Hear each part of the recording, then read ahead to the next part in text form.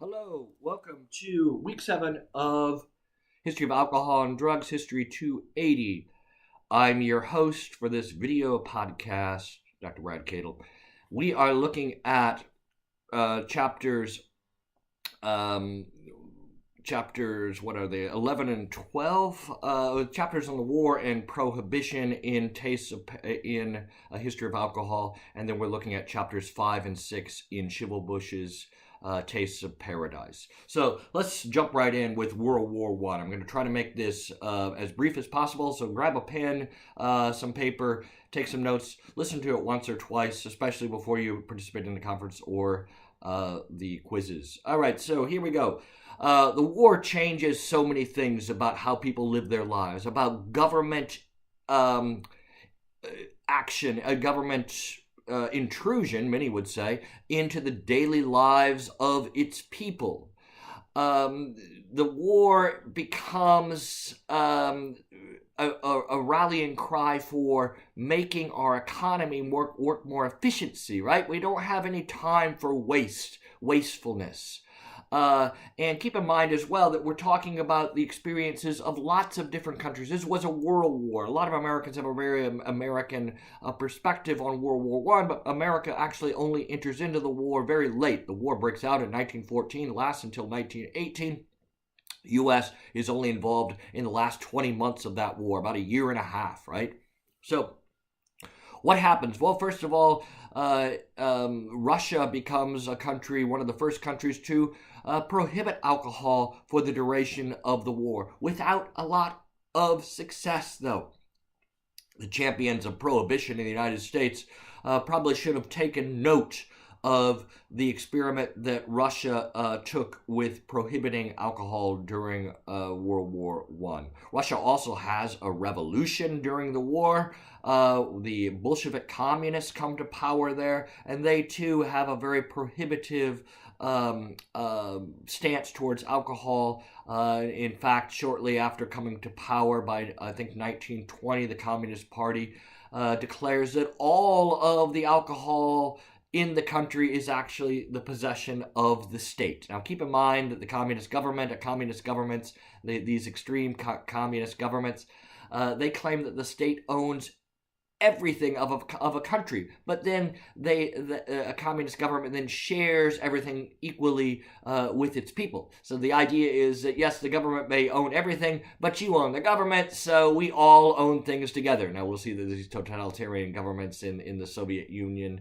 and today, like North Korea, operate a little differently, but they're pretty strict when it came to alcohol. And then there was Great Britain. Defense of the Realm Act was passed just a day or two after war was declared. This gives the government unprecedented powers to intervene into the economy and into people's daily lives. Again, for wartime efficiency. They want to be able to win this war, and the way to do so is to ramp up industrial output. And one of the ways to do that was to keep people from drinking a lot. So pubs are ordered to close by 9 o'clock. This in a country where the working class was used to enjoying pubs being open till about 1 a.m.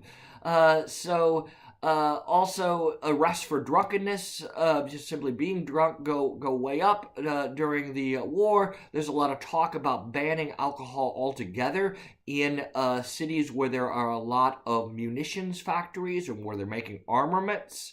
Then there is the issue of alcohol on the front, on the Western Front particularly. This is that line of trenches where the war is fought for almost 4 years, which goes from Belgium in the north across almost the length of France to Switzerland. They're about 800 miles. And most of these armies were serving alcoholic rations to their troops. The British were serving rum. They experiment with perhaps the idea of prohibiting rum from their soldiers, but give it up by the end of it. They continue the practice. The French will continue serving red wine to their soldiers. Although there is this attitude of and a banning of absinthe as well. This had occurred actually before the war, but it becomes more enforced during the war. So red wine's good for the health, so the French government would have us believe, and they gave it to their troops. Up to a liter, that's a lot of wine. The American troops generally were not given, when they come into the conflict, rations of alcohol with their rations, which underlines this point that we made last week, that the drinking habits and customs and patterns between the United States and Europe are changing at this time. The U.S. in general has more compartmentalized drinking or private drinking. The middle class, many of which abstain from alcohol altogether, drink in the privacy of their own homes or at private clubs. Working class, though, in the United States still tend to drink quite a bit, and they drink in their local neighborhood taverns and pubs and places like that. But there is prohibition increasingly on the minds of politicians and people in the United States. That had been going on before the war. The war maybe speeds things up a little bit, but in general, prohibition had already been something that was on the political ascendancy in the United States.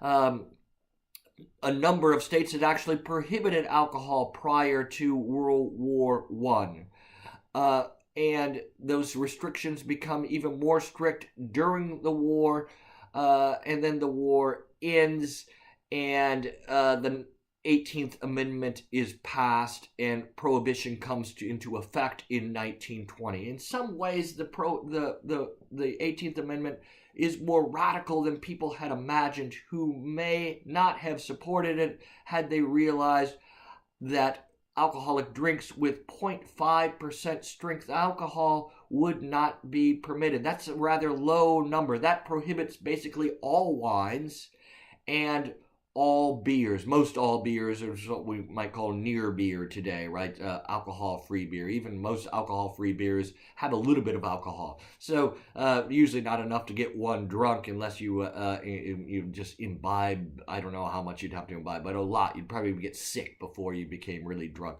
Okay, so prohibition was more extreme. The breweries are put out of business. And then there is the problem of how do you enforce this darn thing?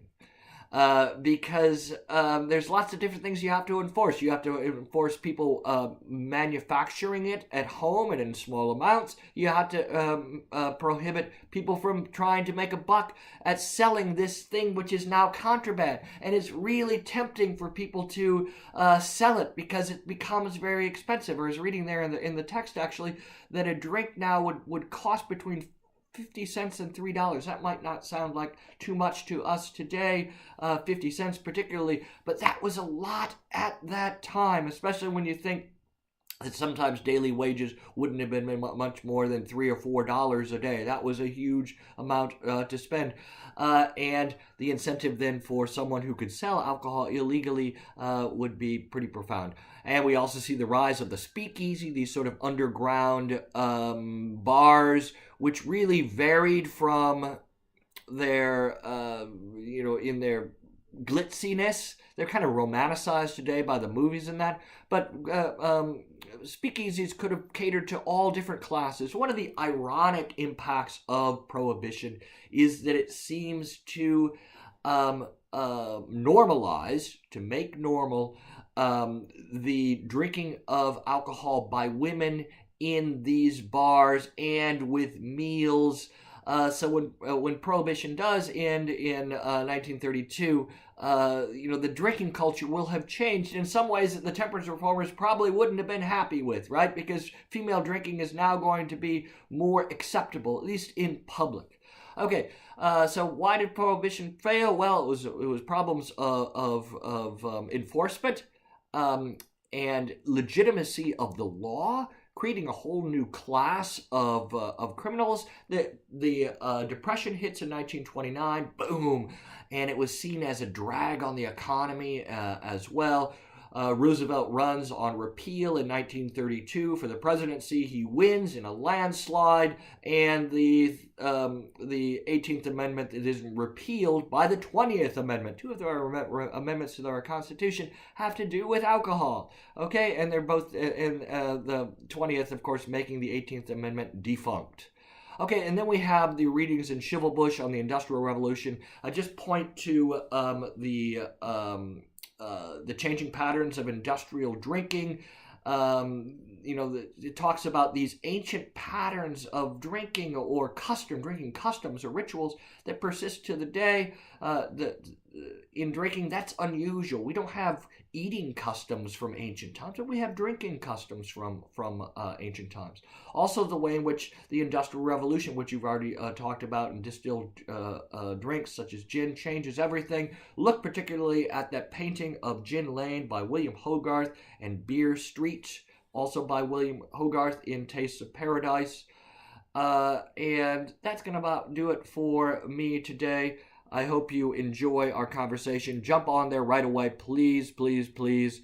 Half the points in the class come from the conference discussion. At least get your 4 basic posts to the discussion board, if not more. All right? I'll talk to you soon. Zoom left, right, slide. Zoom out, left, right. Stop taking video.